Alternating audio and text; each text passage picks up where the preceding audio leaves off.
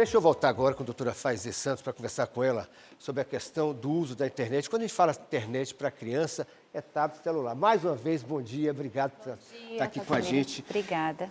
Eu vou começar perguntando aquilo que eu deixei no ar. O que é uma educadora parental? Qual é o papel de vocês? Pronto. É muito interessante, assim, é uma profissão mais recente, né? Os estudos, inclusive, sobre educação, sobre como a gente pode educar os filhos, é algo que mais e mais a ciência vem avançando nisso, né? E a gente fala, do mesmo jeito que a gente estuda, para qualquer atividade que a gente realiza, quanto mais bom e importante a gente poder estudar e aprender sobre ferramentas, práticas, nesse lidar com os filhos, né? Então, o educador parental é um profissional que traz para a gente estudos, possibilidades, reflexões, um espaço da gente aprender. Os pais procuram para conversar com vocês? É isso? Como é que funciona essa? Sim. Porque o educador parental que você está falando, como a senhora está falando, ajudando na relação entre pais e filhos, é isso? Isso. Os pais procuram para ter uma relação melhor, uma integração melhor, é isso? Isso. Porque, assim, a gente tem vários desafios, né, que os pais vão sentindo na relação do educar. Né? Porque a gente fala, nasce uma criança, nasce uma mãe, nasce um pai, na verdade a gente começa a aprender o que é isso, né? E aí nisso vão surgindo dúvidas, perguntas, e a gente pode aprender uns com os outros, né? E aprender o que a ciência vem trazendo sobre isso também, sobre como melhorar essa relação. Eu adoro essa frase, você falou, nasce um pai, nasce um avô, nasce um filho. Isso. A gente nasce... Como se fosse uma magia. É verdade. E um desafio, por exemplo, é esse que a gente vai abordar aqui agora no Bom Dia Bahia, que é a relação das crianças, pais, eu me coloco também, e avós, né, com as suas crianças, com seus filhos e netos. A partir de que idade? O povo tem muita dúvida, né, nas ruas. Vamos então dar uma olhada aí na rua, o que o povo acha sobre começar, por exemplo, como eu falei agora há pouco, antes dos 6 anos, a relação da criança com a internet. Sua pequena tem 7 anos, ela já usa o celular? Sim, mas na medida do possível, né? Eu controlo tanto com o aplicativo que eu tenho do Gmail, que dá para eu controlar tanto o tempo, quantas horas que ela fica também e o que ela pode assistir. Eu vou pedir licença. Tem mais uma? Não deixo. Não deixo porque eu acho que não tem a idade dela ainda, não é apropriado para a idade. Ela adora que eu exijo mais que ela estude, né? Foque mais nos estudos do que no celular, eu não deixo. Que idade tem seu filho? 8 anos. Usa o celular? Usa, mas certo tempo eu deixo ele usar um pouco. Porque às vezes ele gosta de ver negócio de futebol, Cristiano Ronaldo, esse negócio aí eu deixo. E no ar ficaram algumas perguntas sobre a idade certa para que a criança tenha acesso à internet, às chamadas redes sociais. Antes dos 6 anos, não é isso? Isso, né? Não deveria. E, inclusive... Estou todo errado eu, viu?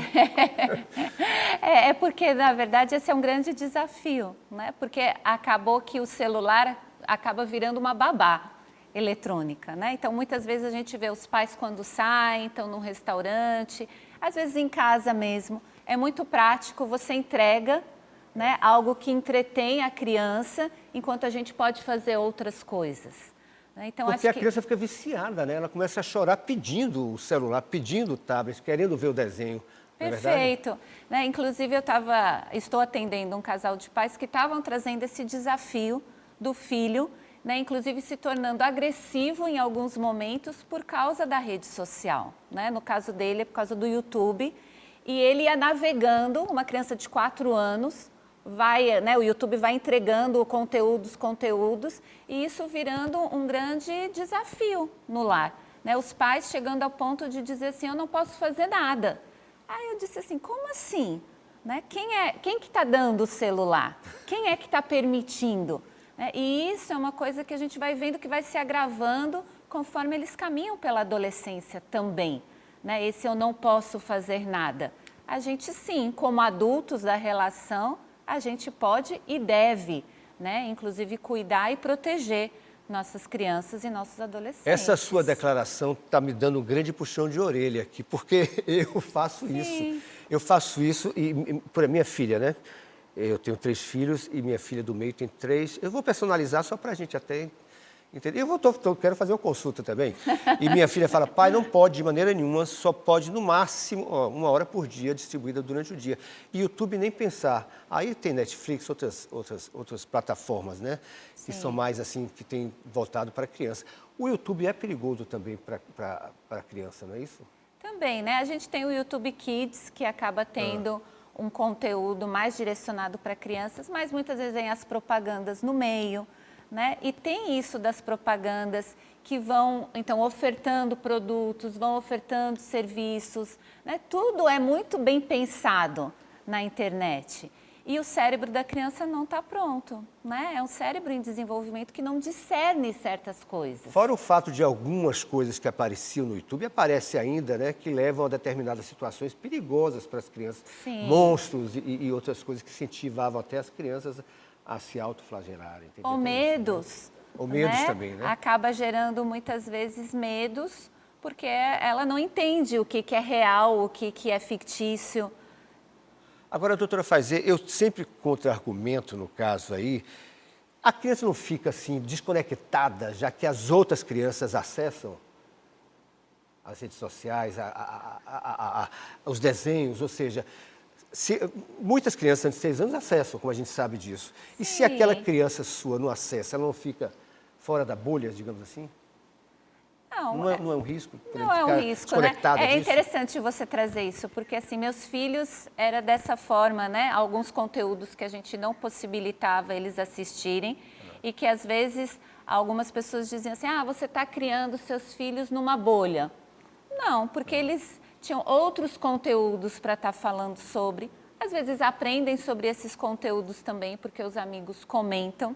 Né? Mas eu acho que é mais importante, assim, realmente a gente ter o cuidado do que a gente está ofertando para os nossos filhos.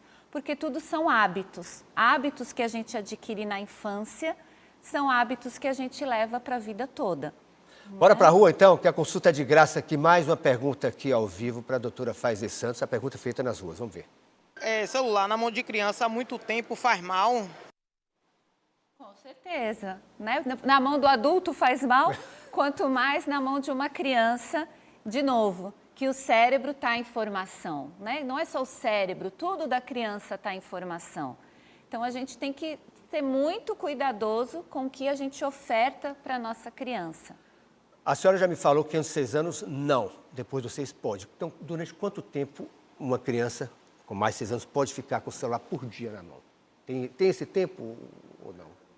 Esse tempo, assim, eu diria, para uma criança pequena de 6 a 10 anos, seria 1 hora por dia, 2 horas por dia.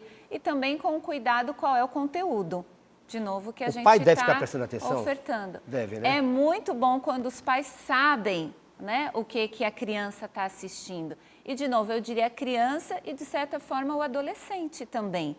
Né? Porque o adolescente, os riscos, desde a criança para o adolescente, desde um cyberbullying, né? Como ele pode estar se expondo nessa rede social. Rede social, então, a gente tem que tomar mais cuidado ainda, né? Não ofertar para a criança, né? A partir dos 11, 12 anos que deveria começar a ter um acesso, mas tudo com muito cuidado. Mais perguntas, vamos à próxima, para a doutora Faize Santos, educadora parental, aqui no estúdio hoje do Bom Dia Bahia. Vamos ver.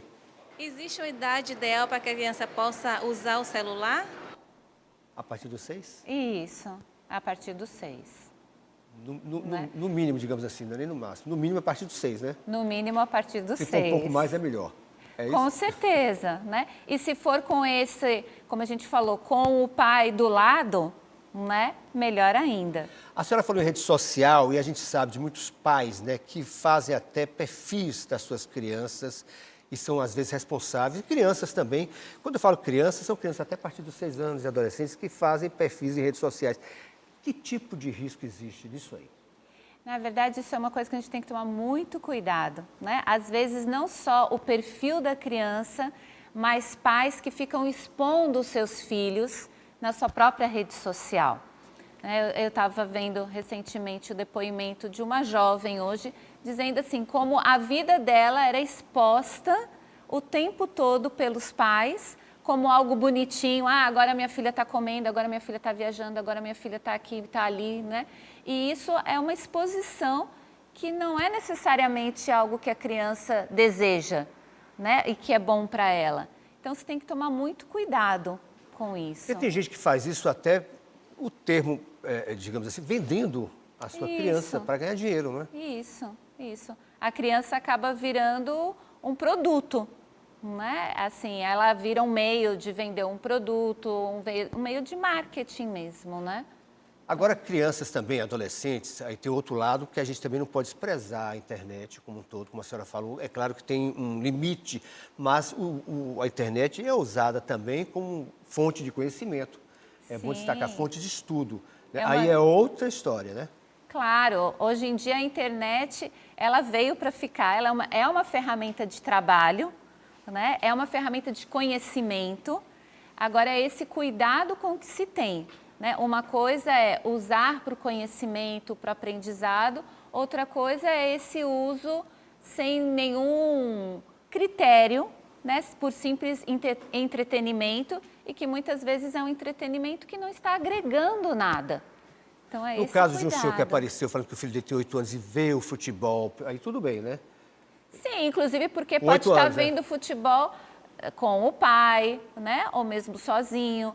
Mas é uma forma de entretenimento positivo. Assim, a gente vê futebol na TV, a gente vê futebol em família, né? Então, vai ter muita coisa na internet. Eu posso ver uma série com os meus filhos na TV. Então, existem coisas positivas. A gente não está dizendo que a internet é ruim.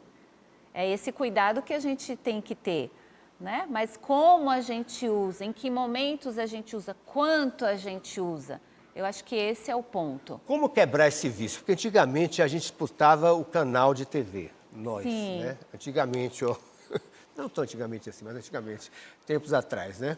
E hoje a gente percebe, eu percebo assim, que as crianças disputam o celular dos pais para ver alguma coisa. Ou seja, é porque eu falo, parece que é um vício mesmo, e muitos pais, como a senhora falou, transformam a internet, o celular, o tablet, como babá. A gente vê em restaurante, para de chorar, toma aqui, vai ver um desenho, não é? Perfeito. Ou em casa, às vezes, você está agoniado, fala, vai ver um desenho. Como é que a gente pode quebrar esse tipo de coisa? Aí eu volto até onde diz a entrevista, porque tem eu falo vício porque é um vício infantil, realmente. E hoje em dia a gente vê crianças com 2 anos de idade já mexendo no celular, já manipulando como se conhecesse mesmo. Eu falo porque eu tenho um neto de 2 anos que ele faz, como se fosse impressionado. Às vezes a impressão é que sabe mexer mais do que a gente. Como é que a gente quebra? Como lidar com isso?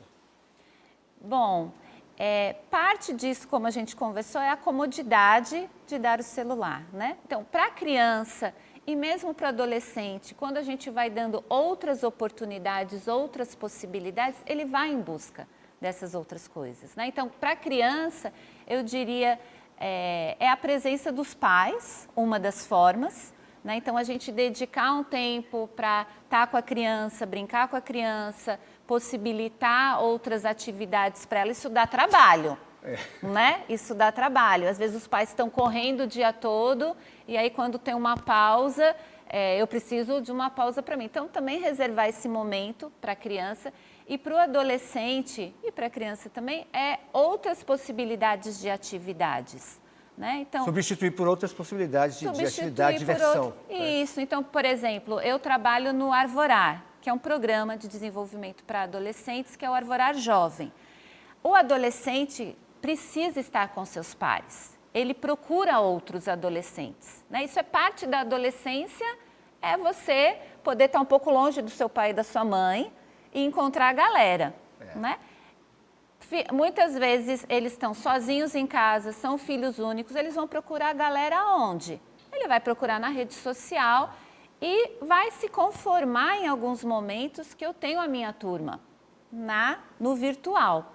Então, o Arvorar é uma possibilidade de encontrar outros adolescentes, de ter um bom grupo de pertencimento, de falar coisas sobre a adolescência e eles super curtem. Então, assim, a gente até brinca, a gente tem uma caixinha no Arvorar, entrou na sala, ó, celular na caixa, quando acabar, a gente pega o celular de volta.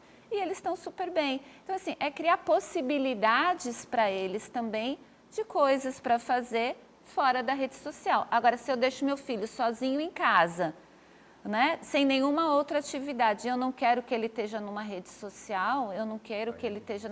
Então, ele vai fazer o quê? Aí fica difícil. Né? Às vezes, vai fazer, ler um livro e tal. Ler o livro, fazer algo que vier desenvolver melhor. Obrigado, viu, Pretendo? Foi ótimo. Eu que Obrigado por fazer, agradeço, tá bom? Casemiro.